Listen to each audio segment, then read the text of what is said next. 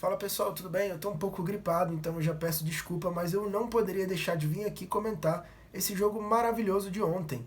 Eu não tinha uma expectativa muito grande nesse confronto entre o Pittsburgh Steelers e o Cleveland Browns. Acredito que muita gente também não tinha, né? Quando você olha para um lado ali, o time dos Steelers fragilizado, né? Essa experiência, essa tentativa com o Mitchell Trubisky, o Jacoby Brissett do outro lado, com recentes erros de leitura, alguns passes altos, como eu comentei nas outras partidas, em situações que poderiam ser cruciais ali para mudar o rumo do jogo.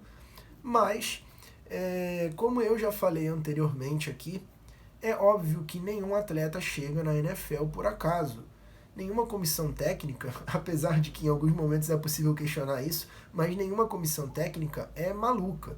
Então, um cara, quando ele é draftado, quando ele é trocado, quando é disputada ali uma titularidade, existe uma série de fatores que é levado em consideração na hora de tomar uma decisão.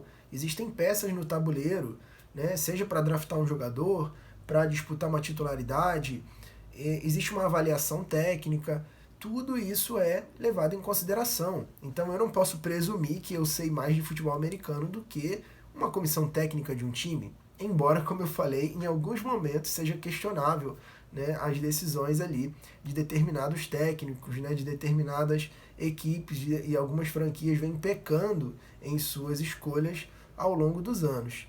Mas o que acontece é o seguinte: quando a gente fala sobre nota de corte, a gente entende que existe o mínimo que você precisa apresentar para que você esteja apto a desempenhar o seu papel dentro de uma função ali, né?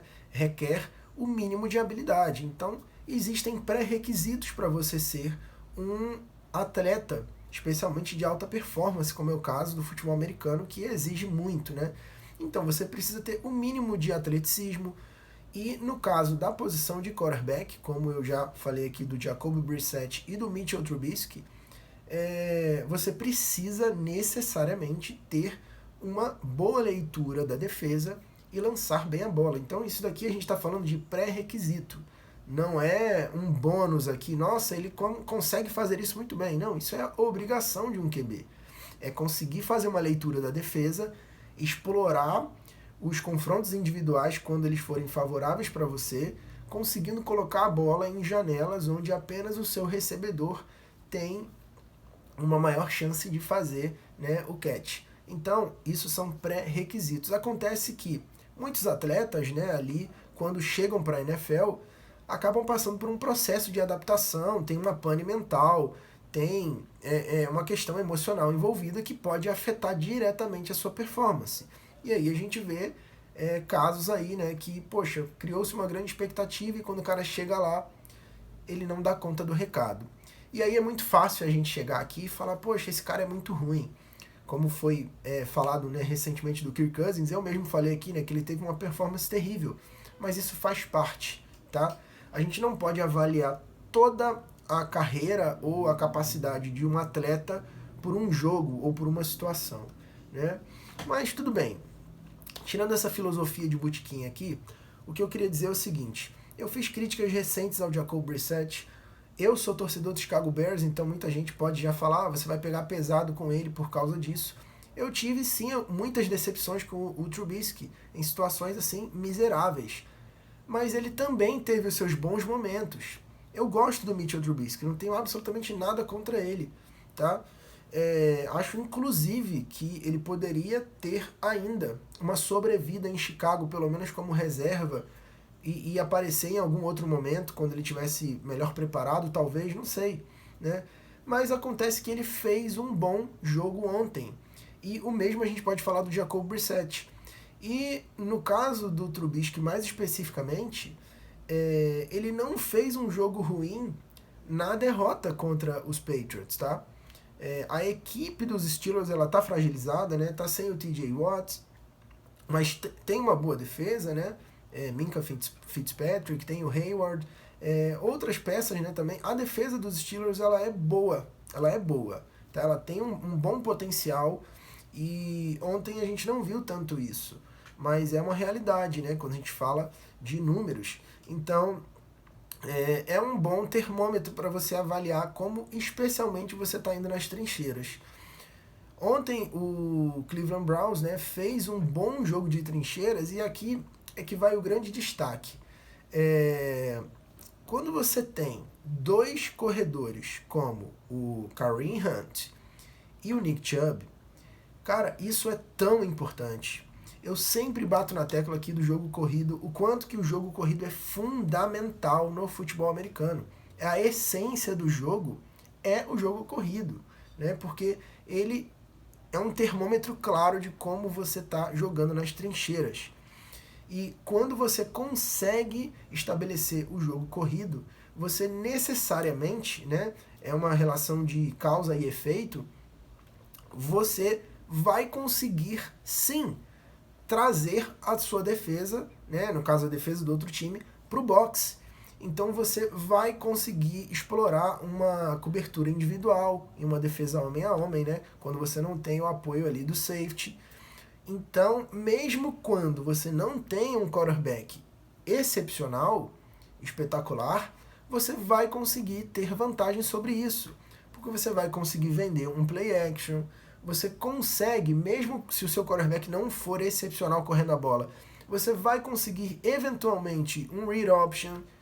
Então, isso tudo são ferramentas muito importantes na engrenagem de um ataque e traz um dinamismo, né? Porque você consegue deixar a defesa, como se fala, né, no inglês, você mantém a defesa honesta, porque ela fica sempre, ela respeita o seu jogo nas trincheiras, isso é muito importante, né? Então, quando a gente vê o Jacoby Brissett explorando o meio do campo ontem, naqueles passes ali de 15, 20 jardas, isso é um efeito necessariamente desse bom jogo corrido. E como é importante você ter essa força dupla, porque você não sacrifica os seus atletas, como acontece com o Derrick Henry, por exemplo, no Tennessee Titans, né? Então não adianta só você ter um excelente corredor, como o Barkley nos Giants, né? Eu poderia citar outros exemplos aqui, mas essa dupla de corredores do Cleveland Browns pode levar esse time dos Browns muito longe,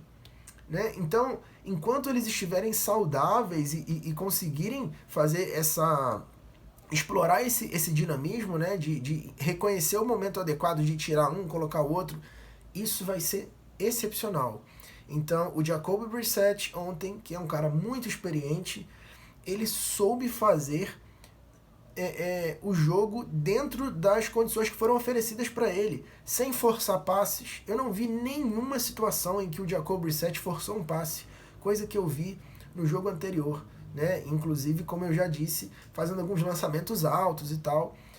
Isso não aconteceu. Fez passes muito conscientes, bem colocados, soube ler muito bem a defesa e explorar as fragilidades que foram apresentadas. Então, é isso que você espera que o quarterback faça. E se o Jacoby Brissett permanecer fazendo o que ele fez ontem, excepcional, excelente, né? É um motivo de grande satisfação para o torcedor quando o seu time vence um jogo, como venceu ontem. Né? É diferente de você vencer um jogo que fica com aquele sabor, como eu falei, da vitória dos Cardinals, né? Que foi uma vitória assim que não convence. Mas essa vitória do Cleveland Browns, ela convence. Você vê que a torcida fala, caramba, o meu time jogou bem. Não é só que eu ganhei, né? O meu time ganhou jogando bem. E o jogo ontem foi maravilhoso, cara. A gente teve um equilíbrio, né? Olha, foram 308 jardas do Pittsburgh Steelers contra 376 do Cleveland Browns, então não é uma diferença muito grande, né? Foram 171 jardas corridas dos Browns e 205 aéreas dos Browns. Então veja que o Jacoby Brissett lançou bastante a bola, ele teve um total, né, de 21 acertos para 31 passes tentados, então é uma média razoável, tá? E 2 touchdowns, e os 2 touchdowns antes do intervalo, né? Não foi interceptado. E veja só, falando, né, dessa relação aqui de tentativa e acerto, o Trubisky teve uma média muito próxima. Ele acertou 20 passes de 32 tentados para 207 jardas. O Trubisky fez um bom jogo. Ele não tem culpa aqui dessa derrota, assim como não teve culpa também da derrota anterior. Então é interessante a gente observar que muitas vezes existe essa tendência de atribuir a determinados jogadores a culpa, né, ou o mérito de uma vitória ou de uma derrota. Mas o futebol americano, apesar, é claro, de ter as suas posições de habilidade que podem ser decisivas, né, é um jogo muito coletivo. É extremamente coletivo. Então, se você não tem essa coletividade funcionando bem, se você não tem essas engrenagens, né, funcionando bem, não adianta você ter o melhor running back do mundo, o melhor quarterback do mundo. É claro que isso pode te dar uma vantagem muito grande, mas não vai resolver o problema. Aquela recepção excelente ontem, como é que é o nome do cara? É Pickens, né?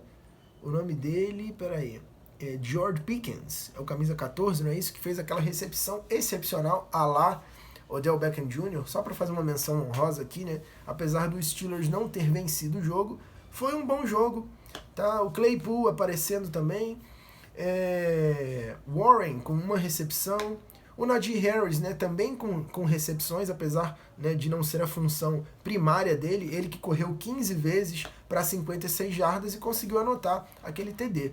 Então, assim, não é uma situação desesperadora aqui para o Pittsburgh Steelers, pelo contrário, eu vejo que o time se desenvolveu bem, falhas pontuais, mas nada que não seja possível de acertar. Então, fiquei muito contente de ver, né, não podia deixar de falar isso, ia quase esquecendo também, o Amari Cooper aparecendo bem, recebeu 11 vezes, ele conseguiu recepcionar a bola 7 vezes, foram 11 tentativas, né, para 101 jardas e anotando aquele touchdown ali. Então, assim, cara, fiquei muito feliz de ver o jogo de ontem. Um jogo que estava fluindo bem, né? Então a gente não tinha tantas propagandas. Como que isso estraga o entretenimento, né, cara? A quantidade de propaganda que tem no futebol americano. Então quando o jogo tá fluindo, né, você fica livre das propagandas. E foi muito boa a transmissão de ontem, muito agradável. Esse é o tipo de futebol americano que a gente quer ver. 29-17, o Browns agora tá com 2-1, o Steelers agora tá com 1-2 e tem assim um espectro aberto para essas duas equipes, tá? O Steelers não tá fadado ao fracasso aqui, diferente do que muita gente pode ter imaginado, talvez até eu. E o Cleveland Browns, como eu já mencionei no outro vídeo, né, que vem aí batendo na trave, lutando e tal, bem parecida com a situação do Detroit Lions.